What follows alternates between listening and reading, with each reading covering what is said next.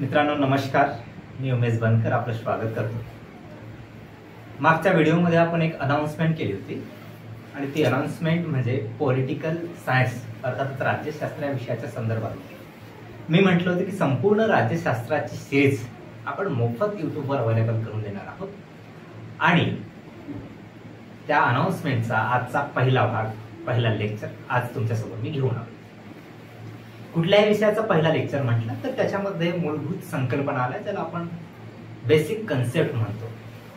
तर राज्यशास्त्र या विषयाचे सुद्धा काही बेसिक कन्सेप्ट आहेत, त्याच्यापासून आज आपण पहिला लेक्चर सुरू करणार आहोत।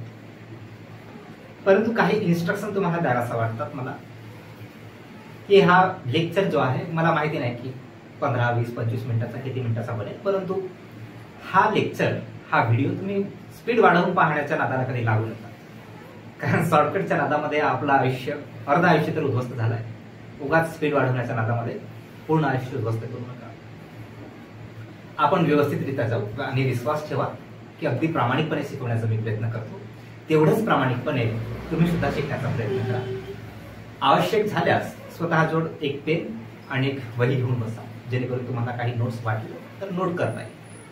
ठीक आहे, तर आपण आता पुढे जाऊया।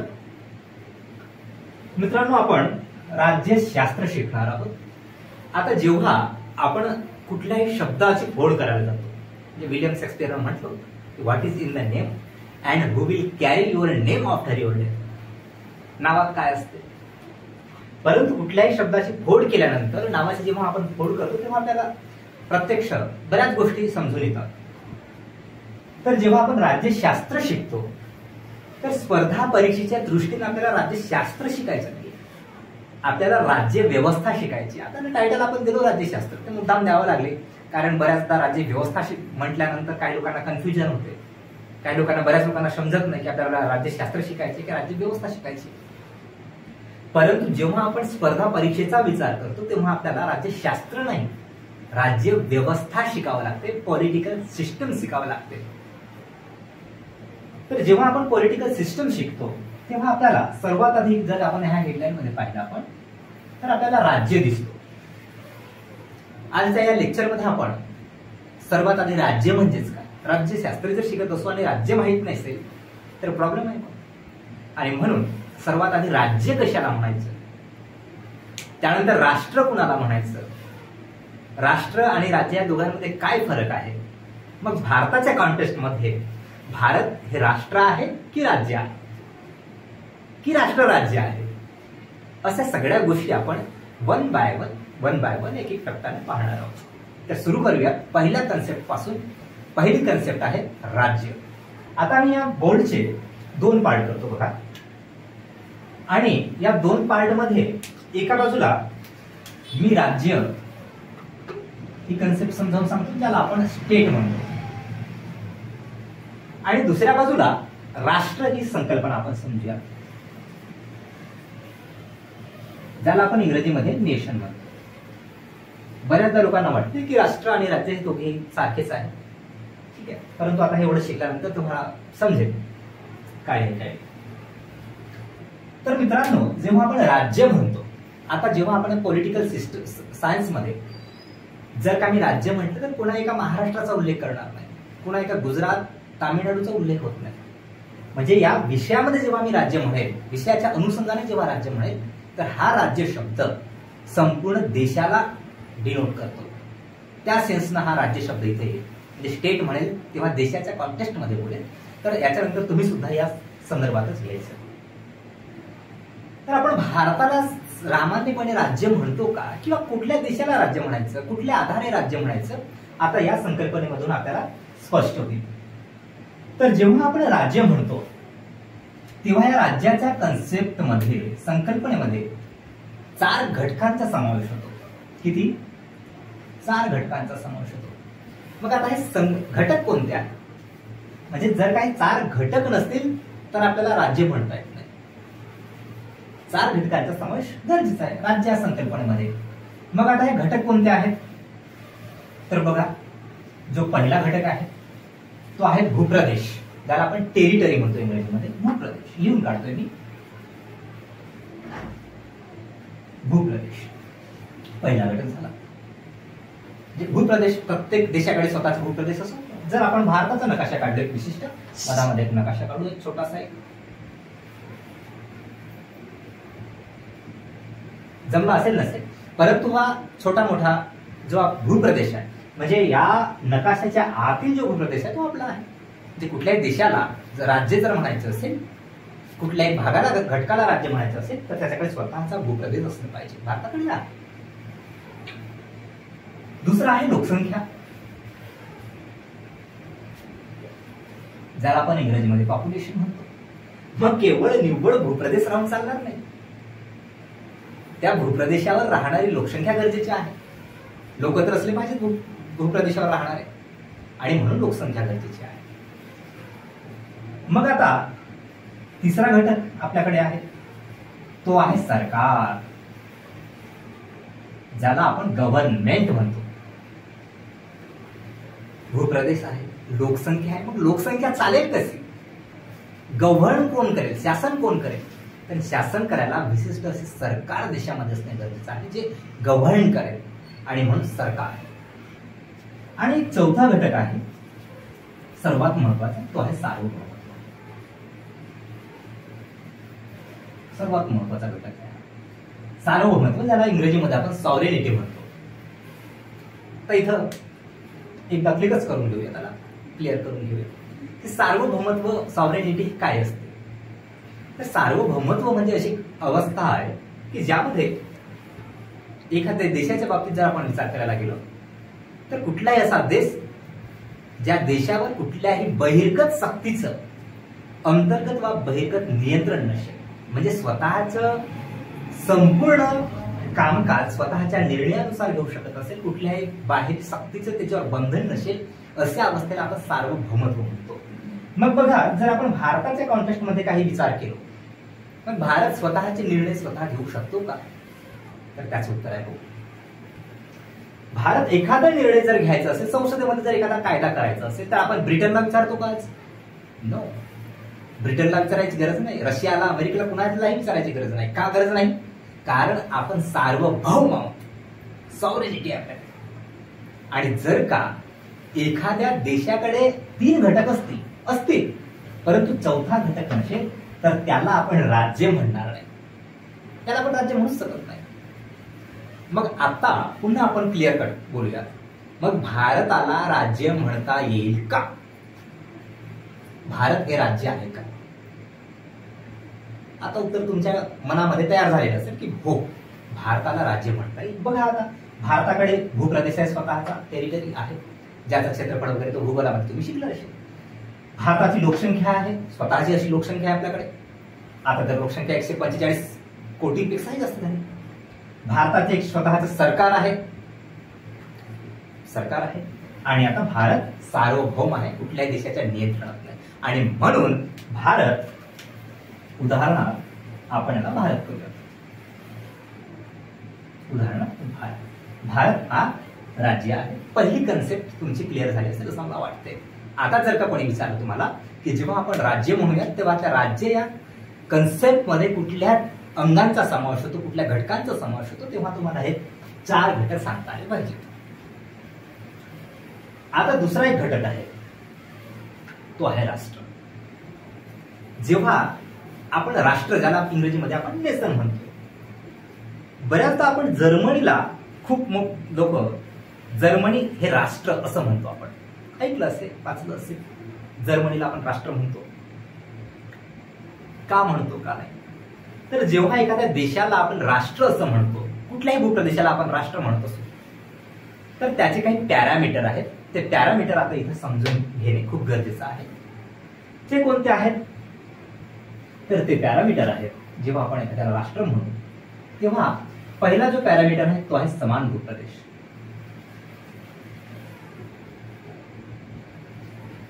अपेक्षा करतो की अक्षर वगैरे तुम्हाला समजत असतील. समान भूप्रदेश, एखादा देश असेल तर त्याच्याकडे एक विशिष्ट भूप्रदेश असणं गरजेचं आहे. जगात जे जे देश आहेत ज्यांचं तुम्ही नाव ऐकलं असेल, प्रत्येकाकडे स्वतःचा एक छोटा असेल, मोठा असेल, परंतु भूप्रदेश तर आहेच. ठीक आहे.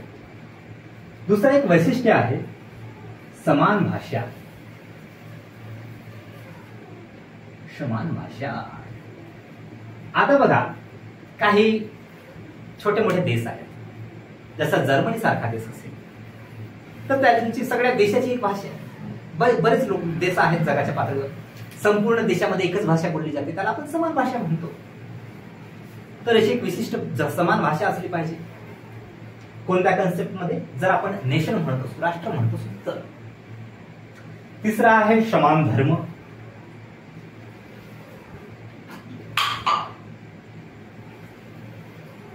समान धर्म, सगळ्या देशामध्ये एका विशिष्ट धर्माचे लोक असले पाहिजेत. हा एक पॅरामीटर झाला. आता याला थोडंसं पाहूयात, भारताच्या संदर्भामध्ये काही गोष्टी पाहूयात आपण. समान धर्म, एक आहे समान इतिहास, ठीक आहे, आणि एक घटक आहे महत्वाचा, तो म्हणजे राजकीय, समान राजकीय आकांक्षा.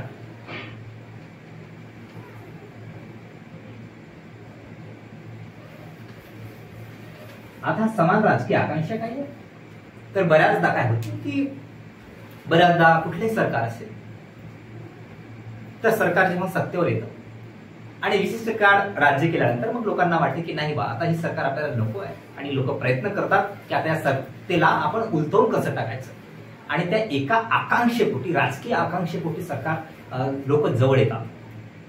आणि मग ते मोर्चे वगैरे वगैरे जो काही आहे, ते रशियन क्रांतीचा प्रकार तुम्ही पाहिला असेल, अमेरिकन क्रांतीचा, ही काय होती, ही एक्झॅक्टली समान राजकीय आकांक्षा होती. तर हे सगळे पॅरामीटर ज्याच्या अंगी आहेत त्यालाच आपण, त्याच देशाला आपण राष्ट्र अशी संज्ञेने आपण संबोधू शकतो.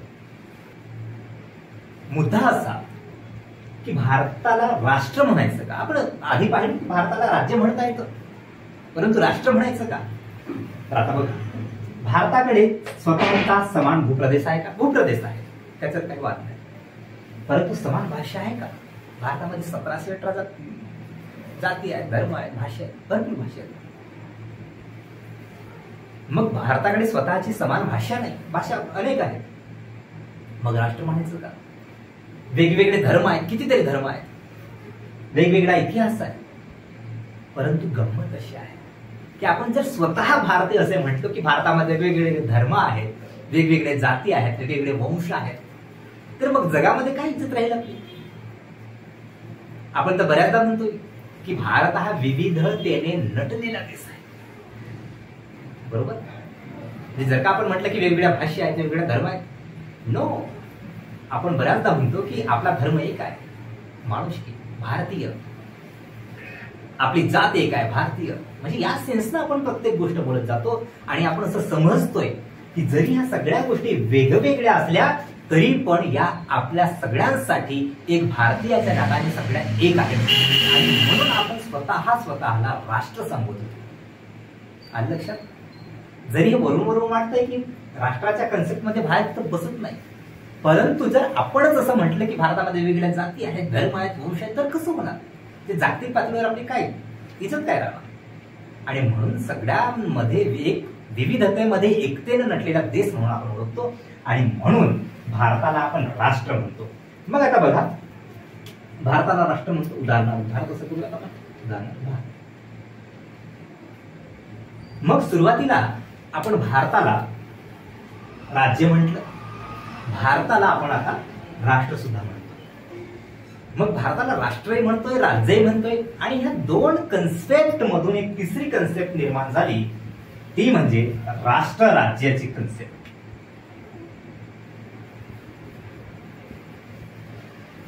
ही एक नवी कन्सेप्ट निर्माण झाली, राष्ट्र राज्य. आणि आता आपण म्हणतो की भारत हे काय आहे? राष्ट्र राज्य आहे. इथपर्यंत क्लिअर झालं? राष्ट्र म्हणजे काय, राज्य म्हणजे काय. आता थोडं समोर जात, काही पुन्हा कन्सेप्ट आहेत. त्याच्यामध्ये बघा, एक आहे एकात्म शासन पद्धती म्हणतो आपण, एकात्म शासन पद्धती. दुसरी आहे संघराज्य शासन पद्धती. जे शब्द ऐकलेच आहे तुम्ही, एकात्म, संघराज्य. आणि तिसरा आहे नवसंघराज्य. नवसंघराज्य, एकात्म, संघराज्य आणि नवसंघराज्य. तर एखाद्या देशामध्ये कोणत्या पद्धतीची शासन पद्धती तिथं विकसित झालेली आहे किंवा अस्तित्वात आहे त्याच्यावर हे शब्द प्रचलित आहेत. एकात्म संघराज्य आणि नवसंघराज्य. आता यांच्यातील थोडा फरक बघूया, काय फरक आहे किंवा ह्या जगामध्ये कुठं कुठे अस्तित्वात आहेत.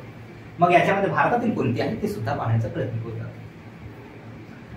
बघा, एकात्म जेव्हा म्हणतो तेव्हा या एकात्म शासन पद्धतीमध्ये केवळ केंद्र असतो, केवळ केंद्र. बघा आता, आणि हा केंद्र जे वरून ऑर्डर येतात ते संपूर्ण देशापर्यंत म्हणजे सामान्य लोकांना सुद्धा ते मानावं लागतं. त्याच्यामध्ये दुसरी सरकार नसते. जसं आपण भारतामध्ये पाहतोय की केंद्रीय पातळीवर केंद्र सरकार आहे आणि राज्य पातळीवर राज्य सरकार आहे. मात्र एकात्म शासन पद्धतीमध्ये राज्य पातळीवर राज्य सरकार नसते, केवळ केंद्र सरकार असते आणि तिथूनच सर्व सर्क्युलेट होत जातं. ठीक आहे, इथं केवळ आणि केवळ केंद्र असतो. मग अशी काही जगामध्ये उदाहरणं आहेत का? तर हो आहेत. एक आहे आपल्याकडे ब्रिटन, एक आहे फ्रान्स. तर हे काही देश आहेत ज्यांच्यामध्ये एकात्म शासन पद्धती तुम्हाला पाहायला मिळते. राज्य सरकार याच्यामध्ये अस्तित्वात नाही. ठीक आहे, मग काय संघराज्य कुणाला म्हणायचं? आतापर्यंत बऱ्याचदा शब्द केला असेल संघराज्य पद्धती म्हणजे काय. म्हणजे आता थोडक्यात बोलतो इथं आणि हळूहळू जसं जसं आपले लेक्चर समोर जातील तसे तसं पद्धतीने तुम्हाला ते तेवढं क्लिअर होईल. संघराज्य म्हणजेच काय? आता तर ज्या ठिकाणी केंद्र असतो, केंद्र सरकार ज्याला म्हणतो आपण, केंद्र सरकार केंद्राच्या ठिकाणी असते आणि दुसऱ्या ठिकाणी तुम्हाला राज्याच्या ठिकाणी राज्य सरकार पाहायला मिळतं. म्हणजे केंद्र असतो आणि राज्य असतो. एकात्मामध्ये फक्त केंद्र पाहायला मिळेल तुम्हाला. इथं केंद्र आणि राज्य अशा पद्धतीची दुहेरी व्यवस्था पाहायला मिळते तुम्हाला. तर अशा पद्धतीची जिथं व्यवस्था पाहायला मिळते त्या व्यवस्थेला आपण संघराज्य व्यवस्था म्हणतो. मग ही व्यवस्था असणारे काही देश आहेत का जगाच्या पातळीवर? तुम्ही भारताला पाहत असाल, भारतामध्ये व्यवस्था पाहायला मिळते. परंतु जेव्हा पुढे चालून आपण म्हणूया की भारत हा संघराज्य पद्धती असलेला देश नाहीये, राज्यांचा संघ असलेला देश आहे, कलम 1 मध्ये म्हटलेला आहे. तर ते जेव्हा आपण पुढे जाऊ तेव्हा क्लिअर करू त्या गोष्टी. पण तात्काळ इथं जिथं आपल्याला केंद्र आणि राज्य यांचा एक संगम पाहायला मिळतो त्या व्यवस्थेला आपण संघराज्य म्हणतो. आणि हा संगम कुठं पाहायला मिळतो? तर या जगामध्ये काही देश आहेत. उदाहरणार्थ एक आहे अमेरिका, एक आहे कॅनडा, एक आहे ऑस्ट्रेलिया. हे काही देश आहेत जगाच्या पातळीवर. म्हणजे देश एवढंच नाही, भरपूर आहेत. परंतु हे मोजकेच देश आपण घेणार आहोत की या देशांमध्ये अशा पद्धतीची संघराज्य पद्धत पाहायला तुम्हाला मिळते. मग आता ही नवीन कन्सेप्ट आहे की नवसंघराज्य म्हणजेच काय किंवा नवसंघराज्य कुठं पाहायला मिळतो? तर नवसंघराज्यमध्ये याच्यामध्ये केंद्र तर असतोच ऑब्व्हियसली. संघराज्य हा एवढा शब्द बघा, थोडं करूयात आपण. एका बाजूला संघराज्य आणि एका बाजूला नव आहे. म्हणजे संघराज्यामध्ये जे जे गोष्टी येतात ते येतीलच. एक केंद्र आहे, केंद्राच्या ठिकाणी केंद्र सरकार असेल, प्लस राज्याच्या ठिकाणी राज्य सरकार असेल. आणि याच्यामध्ये एक तिसरा घटक महत्वाचा, जो महत्वाचा घटक आहे ऍड होतो. कोणता? तुम्ही स्थानिक स्वराज्य संस्थेचं नाव ऐकलं असेल. स्थानिक स्वराज्य संस्था आपल्याकडे असते बघा, आहे की. आणि म्हणून इथं जो तिसरा घटक ऍड होतो तो आहे स्थानिक स्वराज्य संस्था. स्थानिक स्वराज्य संस्था अशा पद्धतीनं हा तिसरा घटक ऍड होतो आणि म्हणून याला नवसंघराज्य असं आपण म्हणतो. मग आता ही पद्धत कुठे पाहायला मिळते? तर तुमच्यापैकी सगळे सांगते. तुम्ही ग्रामपंचायतच्या इलेक्शन मध्ये तुमच्यापैकी काही उभे झाले असतील, काही मतदान केले असतात. तर हे इलेक्शन कोणत्या मार्फत होतात? स्थानिक स्वराज्य संस्थेचे इलेक्शन आहे ते. ठीक आहे, आणि म्हणून आपण म्हणतो की भारतामध्ये नवसंघराज्य वाढा. कुठं आहे हा? उदाहरण जर दाखल करायचं झालं आपल्याला तर भारत म्हणतो. भारतामध्ये तुम्हाला केंद्राच्या ठिकाणी केंद्र सरकार पाहायला मिळते, राज्याच्या ठिकाणी राज्य सरकार पाहायला मिळते आणि लोकल ठिकाणी रुरल एरियामध्ये एकदम फ्रॉम बॉटम ज्याला म्हणतो बॉटम एरिया त्या ठिकाणी तुम्हाला स्थानिक स्वराज्य संस्था पाहायला मिळते. अशा पद्धतीनं ही एकात्म शासन पद्धती जिथं केवळ केंद्र पाहायला मिळते. ही झाली संघराज्य शासन पद्धती जिथं केंद्र आणि राज्य यांचा संगम पाहायला मिळतो. आणि ही आहे नवसंघराज्य पद्धत ज्यामध्ये केंद्र प्लस राज्य प्लस स्थानिक स्वराज्य संस्था अशा तिन्ही गोष्टी तुम्हाला पाहायला मिळतात. इथपर्यंत क्लिअर झालं? शेवटी मी सांगणार आहे की प्रश्न कोणत्या पद्धतीने विचारले जातात शेवटी मी क्लिअर करणार आहे, परंतु अपेक्षा करतो की इथपर्यंत समजलं असेल. थोडं समजावे. आता जो मुद्दा पाहणार आहोत तो मुद्दा आहे, आपल्याकडे शासन व्यवस्था नावाचा एक प्रकार आहे आणि त्याच्यामध्ये बऱ्याचदा एका बाजूला संसदीय शासन पद्धती तुम्हाला पाहायला मिळते आणि दुसऱ्या बाजूला अध्यक्षीय शासन पद्धती तुम्हाला पाहायला मिळते. नाव ऐकलं असेल तुम्ही की भारतामध्ये संसदीय शासन पद्धती आहे बा, तर अमेरिकेमध्ये अध्यक्षीय शासन पद्धती आहे. अशा पद्धतीने तुम्ही ऐकलं असेल, परंतु थोडं क्लिअर करण्याचा प्रयत्न करूया की संसदीय शासन पद्धतीमध्ये आणि अध्यक्षीय शासन पद्धतीमध्ये काय फरक आहे. तर एका बाजूला आपण संसदीय लिहूया, संसदीय शासन पद्धती, शासन पद्धती, आणि दुसऱ्या बाजूला इथं मधातच अध्यक्षीय शासन पद्धती, त्याला प्रेसिडेन्शियल मेथड म्हणतो आपण.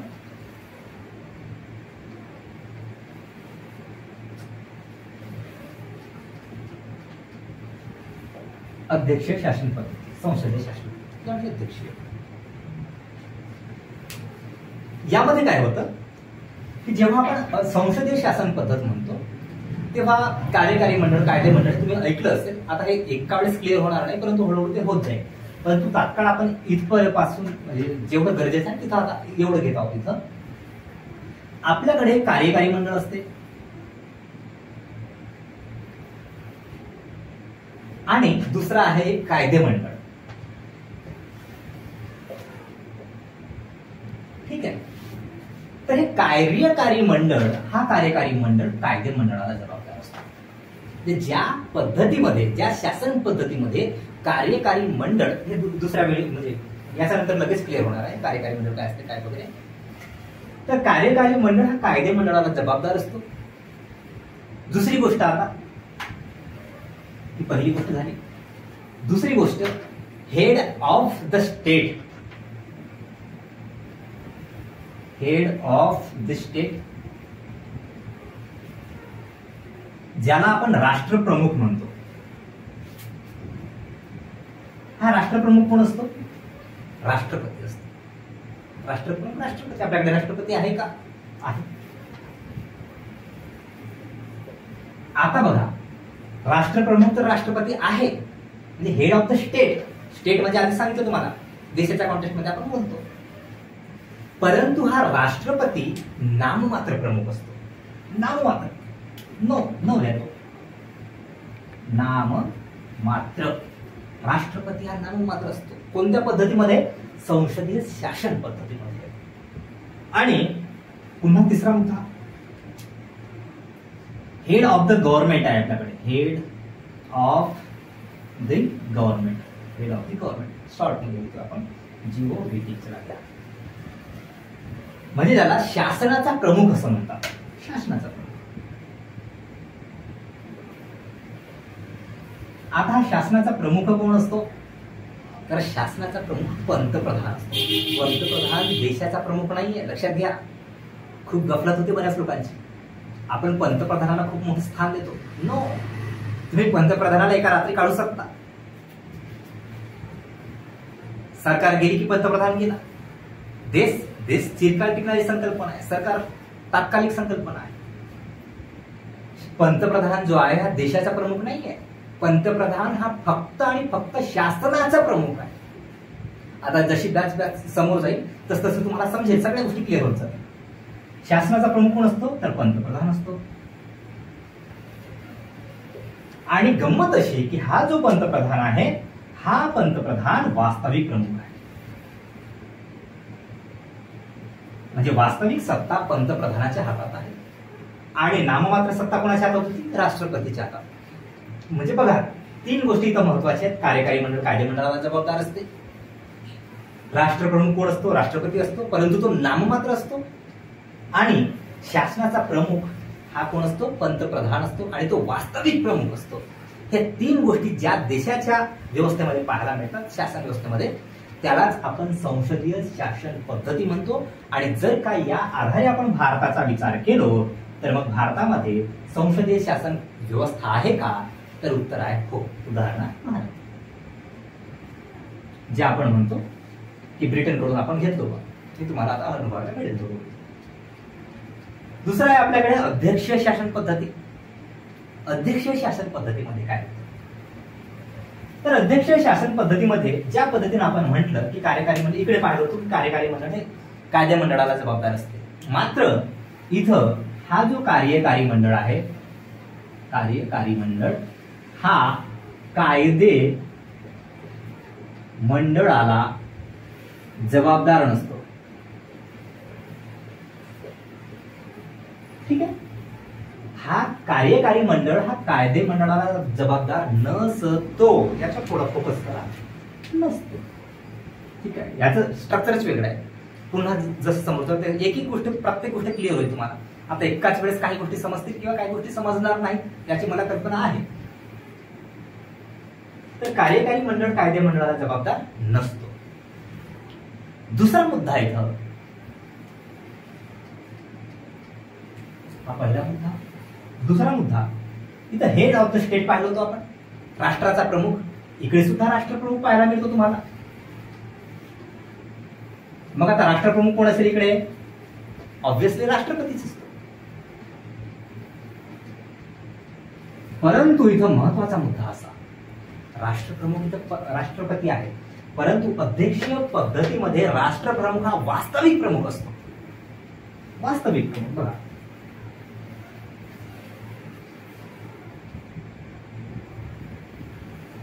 ही गोष्ट लक्षात घ्यायची. राष्ट्रप्रमुख कोण आहे? राष्ट्रपती आहे. इकडे सुद्धा राष्ट्रप्रमुख राष्ट्रपतीच होता, मात्र इकडे नाममात्र होता आणि इकडे वास्तविक प्रमुख बनला. हा महत्वाचा मुद्दा आहे.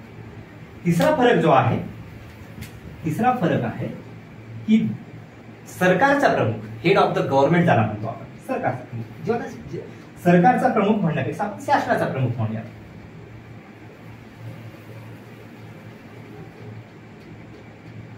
शासनाचा प्रमुख. आता बघा, अध्यक्ष शासन पद्धतीमध्ये राष्ट्रप्रमुख राष्ट्रपती असतो. शासनाचा प्रमुख असेल का, नसेल का, किंवा जसं आपण म्हटलं की पंतप्रधान असतो, तर बऱ्याचदा काय होते, बऱ्याचदा होते काय, हा जो शासनाचा प्रमुख आहे ज्याला आपण पंतप्रधान म्हणतो, हा पंतप्रधान, याच्यामध्ये दोन पॉसिबिलिटीज आहेत. बघा यारो काढलो मी. हा बऱ्याचदा बऱ्याच देशांमध्ये तर पंतप्रधान नावाचं पद नाही आहे, त्याच्यामुळे बऱ्याचदा पंतप्रधान नसतो. बघा लक्ष द्या, इकडे पंतप्रधान नसतो. किंवा किंवा महत्वाचा शब्द किंवा, जर का असला तर मग पंतप्रधान असला तर तो नाममात्र प्रमुख असतो. तो नाममात्र.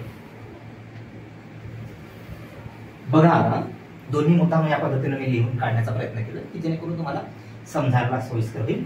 इकडे आणि इकडे काही फरक दिसतो का तुम्हाला? हो, इकडे राष्ट्रपती नाममात्र होता, तर इकडे अध्यक्षीयमध्ये राष्ट्रपती वास्तविक झाला, आणि इकडे शासनाचा प्रमुख पंतप्रधान, हा पंतप्रधान वास्तविक होता.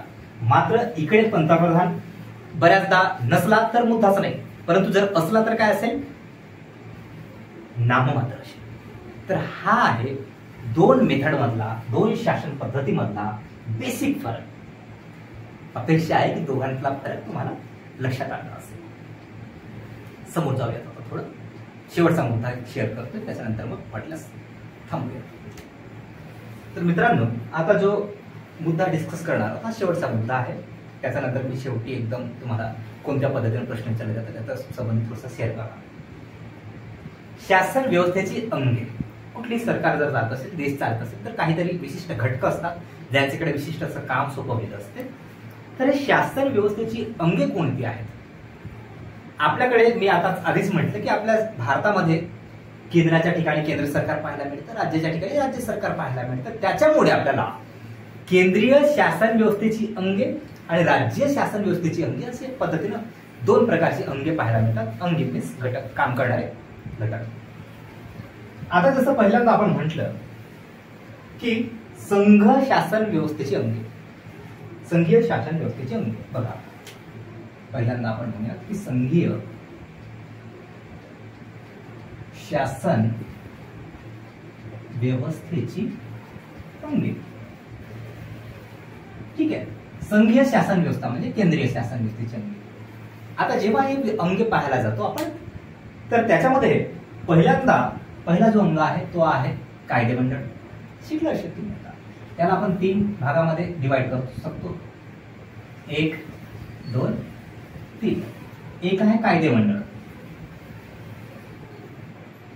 ज्याला आपण इंग्रजीमध्ये लेजिस्लेचर असं म्हणतो. दुसरं आहे कार्यकारी मंडळ,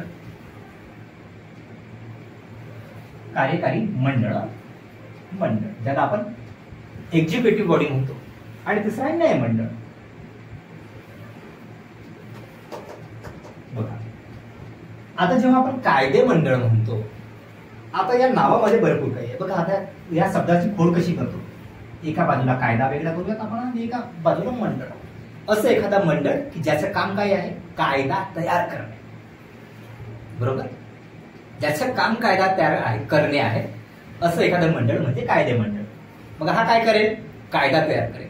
मग भारतामध्ये कायदेमंडळ आहे का? हो. कोणतं आहे, त्याला संसद म्हणतो आपण. आणि मग कायदेमंडळामध्ये काही घटक पाहायला मिळतात. हे घटक कोणते आहेत, तर हे घटक आहेत, पहिला बघा, एक आहे राष्ट्रपती. दुसरा आहे लोकसभा.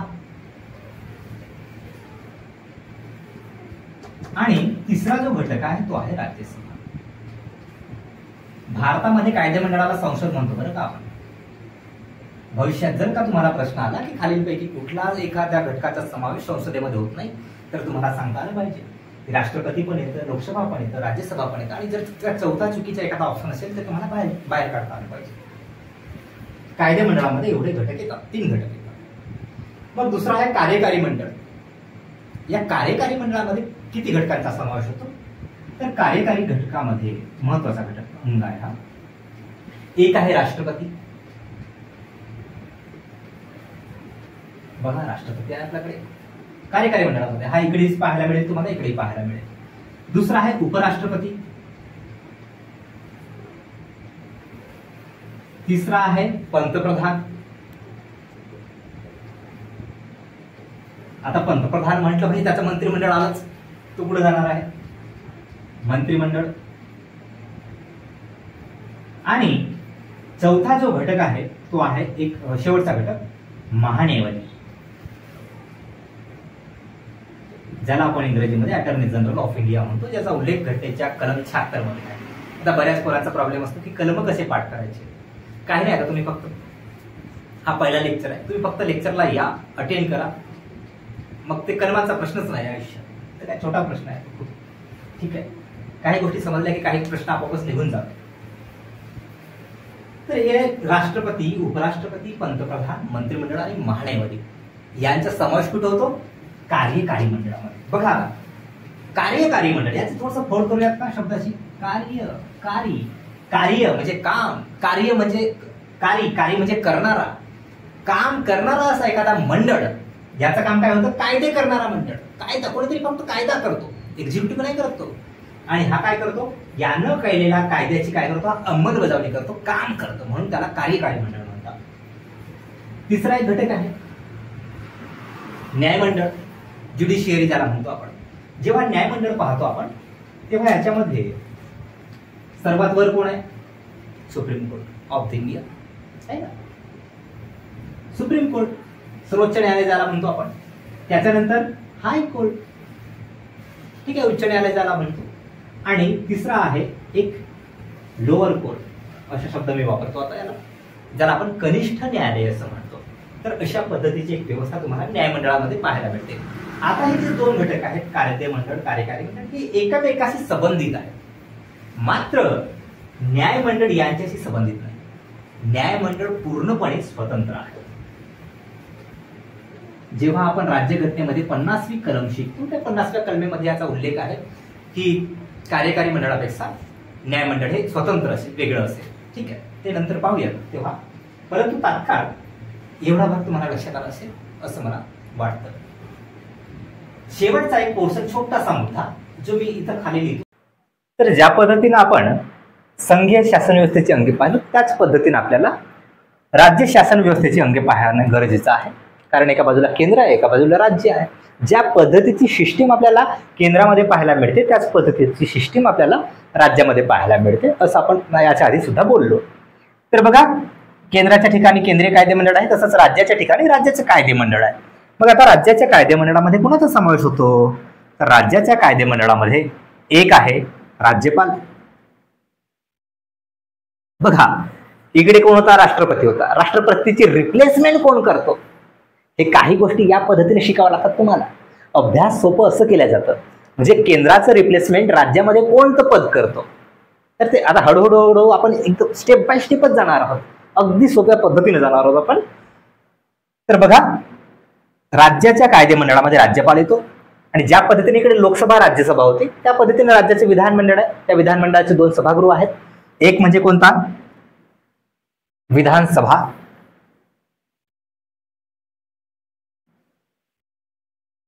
आणि दुसरा आहे विधान परिषद. आता ज्या ठिकाणी आता विधान परिषद अस्तित्वात असणारे फक्त 6च राज्य आहेत, त्या 6 राज्यांचा, आता हे 6 राज्यांसाठी आपल्याकडे ट्रिक आहे, ते समोर मी सांगेलच. परंतु काही राज्यांमध्ये विधान परिषद नाही आहे, फक्त विधानसभाच आहे. तर ज्यांमध्ये विधान परिषद नाही त्याच्यामध्ये फक्त हे 2च येतील. आता महाराष्ट्राचा उल्लेख करतो आपण, त्याच्यामुळे आपण हे 3 घेतलं.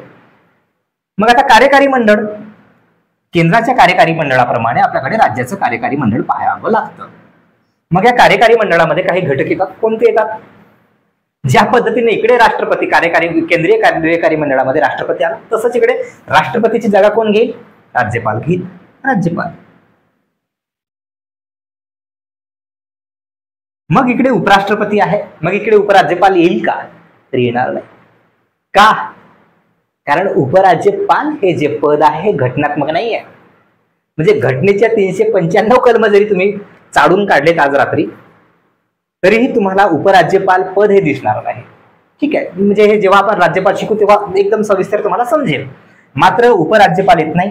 मग आता उपराज्यपालाच्या नंतर पंतप्रधान आहेत केंद्रामध्ये, तर मग केंद्रामधील पंतप्रधानाची रिप्लेसमेंट कोण करतं? राज्यामध्ये मुख्यमंत्री करतं, आणि म्हणून इथं मुख्यमंत्री. त्याच्यानंतर मंत्रिमंडळ, मुख्यमंत्री आला तर मंत्रिमंडळ आला, मुख्यमंत्र्यांचं मंत्रिमंडळ. मला कल्पना आहे की इथं थोडंसं व्यवस्थित ते दिसणार नाही, परंतु मला थोडीशी तुलना करायची आहे म्हणून याच्या खाली मी लिहितोय ते, एवढंच, दुसरं काही नाही. मंत्रिमंडळ. आणि बघा, एक चौथा जो घटक आहे, इकडे आपण काय पाहिलं होतं? महान्यायवादी. महान्यायवादीची जागा राज्यामध्ये कोण घेतं? महान्यायवादी केंद्रामध्ये झाला, परंतु राज्यामध्ये कोण घेतं याची जागा? तर याची जागा घेतं महाधिवक्ता. एक पद आहे आपल्याकडे, जे राज्यघटनेच्या 165व्या कलमामध्ये आहे, महाधिवक्ता. तर ह्या सर्वांचा मिळून राज्याचा कार्यकारी मंडळ बनतं. ठीक आहे, राज्याचा कार्यकारी मंडळ बनतं. आणि मग आहे आता न्यायमंडळ. ज्या पद्धतीने केंद्रीय न्यायमंडळ होता त्या पद्धतीने इथं सुद्धा न्यायमंडळ पाहायला मिळते. मग केंद्राची सुरुवात सुप्रीम कोर्टापासून झाली होती, राज्याच्या न्यायमंडळाची सुरुवात हायकोर्ट पासून होती. बघा, एका बाजूला हायकोर्ट आहे आणि हायकोर्टाच्या खाली कोण आहेत? लोअर कोर्ट आहेत, कनिष्ठ न्यायालय ज्याला म्हणतो आपण, जिल्हा न्यायालय, तालुका दंडाधिकारी वगैरे वगैरे सगळे झाले, त्याच्यामध्ये सारी दुई आली. तर अशा पद्धतीनं शासन व्यवस्थेची अंगे, त्याच्यामध्ये आपण संघीय शासन व्यवस्थेची अंगे पाहिलं आणि राज्य शासन व्यवस्थेची अंगे पाहिलं. का? दोघांचंही पाहावं लागलं, कारण आपल्याकडे एक विशिष्ट संघ राज्य व्यवस्था पाहायला मिळते म्हणून. आता प्रश्न कसा बनतो, आयोग कशा पद्धतीने प्रश्न विचारतो ते लक्षात घ्या.